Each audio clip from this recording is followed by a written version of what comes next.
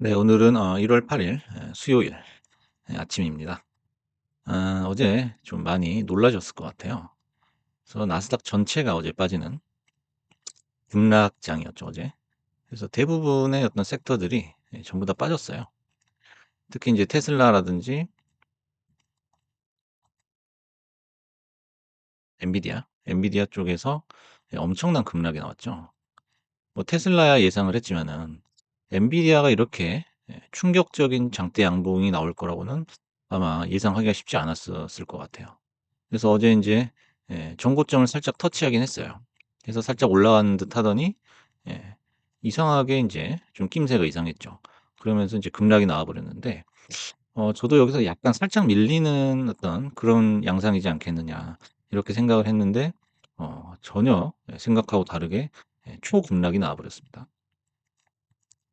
특히 인제 양자주 같은 경우에는 아마 손실이 크셨을 것 같은데 그래서 오늘 뭔가 대책을 한번 논의해 보는 그런 시간을 갖겠습니다. 그래서 어제 인제 지수가 빠졌던 이유는 PMI가 상승하면서 인플레에 대한 불안이 가중이 되고 그다음에 채권 금리 상승 그리고 금리 인하가 좀 더 지연이 될 것이다. 요런 예측 때문에 빠졌는데 요런 것만으로 인제 빠졌다고 하기엔 너무 많이 빠졌는데 특히 인제 양자주 같은 경우에는 젠순항이 찬물을 끼얹는 그런 발언을 했죠. 그래서 상용화하는 데 30 년이 걸릴 것이다. 그래서 젠순항의 한마디에 양자주들이 전부 다 지금 꼬라박고 있죠. 그래서 인제 양자 관련주가 최근에 이제 부각을 받았는데 양자 컴퓨터 기술이 상용화되는데 오랜 시간이 걸린다라는 거는 이미 기정사실이었어요. 기정사실이었기 때문에 이것만으로 인제 시장이 눌렸다기보다도 지금까지 인제 너무 많이 올랐기 때문에 거의 뭐 다 10 배씩 올랐거든요. 10배 이상씩. 그렇기 때문에 여기서 인제 '한 번쯤 쉬어가야 되지 않느냐.' 고런 인제 시장의 컨센서스다라고 볼 수가 있어요. 그래서 지금 시간에 앱트장을 봐도 추가적으로 하락을 하고 있는 모습이에요. 다른 인제 관련주들은 쪼끔씩 엔비디아나 뭐 AI 쪽은 그래도 약간 좀 시간에 반등이 나오는 그런 모습입니다. 그래서 인제 그 와중에서도 인제 아이온큐가 '내가 대장이다.' 요런 주장을 했어요. 아이온큐도 많이 빠지긴 했지만은 초반에는 그래도 지수가 급락하는 와중에도 선방해 주는 그런 모습을 보여줬죠. 그래서 인제 오늘 인제 말씀드리고 싶은 거는 차트 분석이 큰 의미가 없다라는 거예요 지금은. 그래서 인제 가격이 앞으로도 3-4일 동안 이번 주 동안은 추가적으로 하락을 할 거기 때문에 어떤 차트 분석보다도 어떤 관망의 입장에서 한번 지켜보시는 게 좋을 것 같다라는 거예요. 그래서 인제 우리가 항상 오늘 제목에도 인제 써 놨지만은 반복되는 사나이 테스트 하지만 결과는 매번 같았다 이거예요. 그래서 항상 우리가 급락이 나올 때 큰 손실을 보게 되는 고 사이클을 한번 그림으로 그려 봤습니다. 제목은 '매번 있는 하락 또 매번 당하는 패턴이다.'라는 거예요.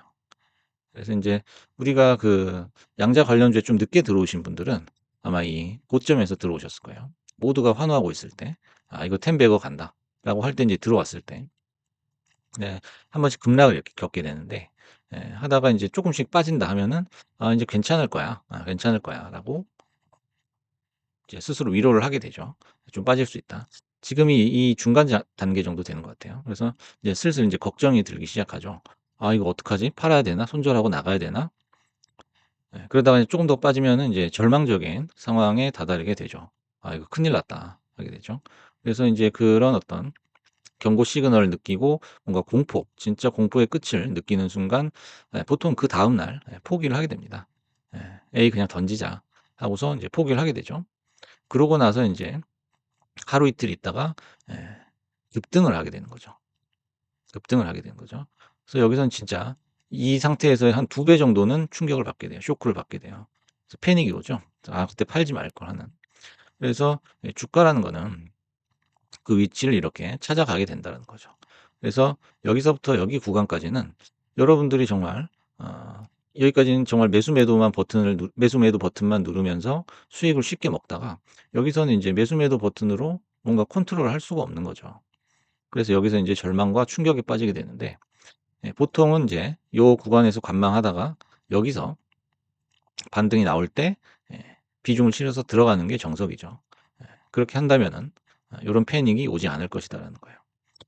이런 사이클은 이제 늘 있어 왔고 제가 인제 초전도체 차트를 몇 번 보여 드렸는데 초전도체도 마찬가지예요. 그냥 주가가 그냥 처음으로 그냥 회귀를 해 버렸다가 다시 또 전고점을 뚫고 올라가는 그런 모습이 매번 나오죠. 그래서 인제 젠슨 왕이 찬물을 끼얹는 발언을 했는데 상용화가 오래 걸린다라는 거는 우리가 이미 알았던 거예요. 알았던 거지만 차익 실현이 마려운 거죠. 차익 실현이 마려운 물량들이 많이 있는 상태에서 이런 인제 콧방귀만 껴도 급락이 나올 수 있다라는 거예요. 하지만 양자 기술이라는 거는 지금도 발전을 하고 있죠. 국내외에서 이렇게 여러 가지 분야에서 양자 기술이 예 실현이 되고 있는 거예요. 그래서 너무나 걱정은 하지 마시라. 요렇게 말씀을 드리고 싶어요. 이게 과거에도 인제 국내외 주식들이 한번 급락이 나왔다가 다시 전고점 뚫고 올라가는 그런 모습을 많이 봤거든요. 그게 학습이 돼야 됩니다. 그래서 엔비디아라든지 테슬라 그다음에 인제 알테오젠도 최근에 있었죠. 그다음에 HLB도 마찬가지고. 아마 수많은 루머가 떠도는 그런 종목들이었어요. 그래서 인제 뭐 테슬라 같은 경우에는 회사가 파산을 한다는 얘기까지 있었지만 예 지금 어떻습니까? 많이 올라왔거든요. 그래서 요런 것들이 우리가 좋은 경험이 돼 가지고 학습이 돼야 된다는 거죠. 그래서 현재 양자 관련주들은 어 5 일선, 10 일선 언저리에서 놀다가 이제 20 일선을 향해 회귀하는 모습들이에요. 그래서 20 일선까지 내려와서 어떤 모습을 보여주느냐. 이 변곡점에서 터치를 한 후에 어떤 모양을 보여주느냐. 20 일선을 밑으로 그냥 하향 돌파해 버리느냐 아니면은 강한 반등이 나오 그래서 이거를 보고서 우리가 요 지점에서 판단을 해야 된다는 거죠. 그래서 아마 20 일선 언저리까지 내려오게 되면 가격이 내려오게 되면 대부분의 사람들이 포기를 하게 될 것이다. 이렇게 예상을 해 봅니다. 그래서 여러분들이 포기하지 말고 요때까지는 보고 있어야 된다는 거죠. 그래서 양자 자체에 어떤 문제가 있느냐라는 거예요. 양자 자체에 문제가 있느냐. 만약에 양자 기술에 어떤 오류가 있거나 문제가 있고 발전을 어떤 저해할 만한 그런 방해물이 있다면은 지금 손절하는 게 맞겠죠. 하지만 그렇지가 않아요. 또 양자 관련주들이 뭐 도산을 한 것도 아니고요. 양자 테마가 훼손이 된 것도 아니에요. 아까 보셨듯이 기술적으로 계속 발전을 하고 있습니다. 그리고 인제 시장 외적으로 어떤 팬데믹이 왔다든가 그런 것도 아니거든요. 근데 사실 인제 기사가 하나 나긴 했죠. 사람 메타 뉴모 바이러스라고 또 이상한 게 퍼지려고 하는 그런 움직임이 있다라는 거예요. HMPV 제2의 팬데믹 때나. 그래서 뭐 사람 메타 뉴모 바이러스 이름도 특이하죠. 그래서 뭐 "마스크를 써야 된다." 이런 얘기인데 제가 봤을 때는 우리가 그 코로나를 한번 경험을 했기 때문에 또 한 번 인제 시민들이나 그 시장 참여자들이 이걸 고분고분하게 받아들이지는 않을 것 같거든요.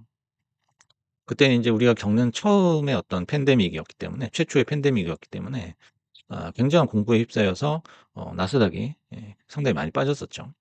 하지만 다시 또 복구가 돼서 전고점 뚫고 올라갔기 때문에 그 경험이 있기 때문에 우리가 떨어지지 않을 거란 말이에요. 도미노처럼 어 매도세가 이어지면서 그런 류의 급락은 나오지 않을 것이다. 그러니까 요런 거는 걱정하지 않으셔도 된다는 거예요. 그래서 인제 분봉을 제가 한번 볼게요. 그 양자주뿐만 아니라 최근에 인제 모든 그 주식에서 유행이 뭐냐면은 트렌드가 뭐냐면 시가에 인제 확 올려요. 장 초반에 확 올렸다가 여기서 인제 빠져버리는 그런 모습을 많이 보이거든요. 뭐 엔비디아도 마찬가지고 다 마찬가지입니다. 항상 인제 시가가 높다라는 거는 모름이느냐. 어느 정도 인제 시장이 조정을 받을 그런 시기에 다다랐다. 요렇게 해석을 하시면은 심플할 것 같아요. 그래서 여러분들이 이제 장이 그 나스닥 같은 경우에는 지금 밤 11시 반에 시작을 하게 되는데 그때는 가급적이면은 매수를 하지 말라. 그리고 새벽에 빠질 때 매수를 해라 이거죠. 만약에 사게 된다면. 그리고 내가 새벽 시간에 매매를 못 한다면은 어 한참 아래 호가에 매수를 걸어 두자 이거예요. 그게 인제 손실을 최소화하고 수익을 낼 수 있는 한 가지 방법이 될 수가 있죠. 그래서 인제 어제 같은 급락은 한 번 더 올 가능성이 있다라는 거죠. 그래서 지금 같은 경우에는 역포모 전략이 유효하다라는 거예요. 우리가 포모라고 하면은 피어 오브 미싱 아웃인가요? 그래서 남들 다 버는데 나만 벼락거지가 됐다. 요런 게 인제 포모죠. 그래서 역포모 전략이 유효하다는 건 뭐냐면 지금까지 인제 주도주로 각광을 받았던 그런 주식들은 일단 놔 두는 거예요. 놔 두면서 내가 지금 현금이 있을 때는 배당주를 긁어 모으는 거죠. 그래서 인제 배당주 관련해 가지고도 다음 영상에서 한번 제가 언급을 할 텐데요. 배당주를 하나씩 긁어모으면서 테마주는 놔두는 거예요. 그냥 놔두는 거죠. 그래서 배당주를 긁어모을 때는 포트폴리오를 인제 수익률 순으로 내림차순으로 정렬을 한 다음에 위에 거부터 때리는 식으로 계속 매수를 하는 거예요. 고런 전략도 있겠다라는 거죠. 그래서 지금 같은 경우에는 인제 섣불리 물을 타다가는 돌이킬 수 없는 상황이 생길 수도 있다라는 거예요. 그래프에서 봤지만은 섣불리 인제 물을 타다가는 '여기 이쯤에서 반등이 나오겠지.' 했는데 여기서 안 나오면 요 구간이 굉장히 괴롭거든요. 예. 그래서 지금부터는 심리 싸움이다. 예. 지금부터는 심리 싸움, 자신감 싸움이다. 심장 싸움이다. 요렇게 보셔도 무방합니다. 그래서 여러분들께서는 이제 둘 중에 하나를 선택을 해야 돼요. 지금 도저히 무서워서 손실 나는 게 무서워서 못 견디겠다 한다면은 조건이 하나 있습니다. 지금 손절을 하고서 양자 컴퓨터 관련주에서 손절을 하고서 '나는 양자 관련주를 쳐다도 안 보겠다.' 하시는 분은 지금이라도 바로 손절을 하시면 돼요.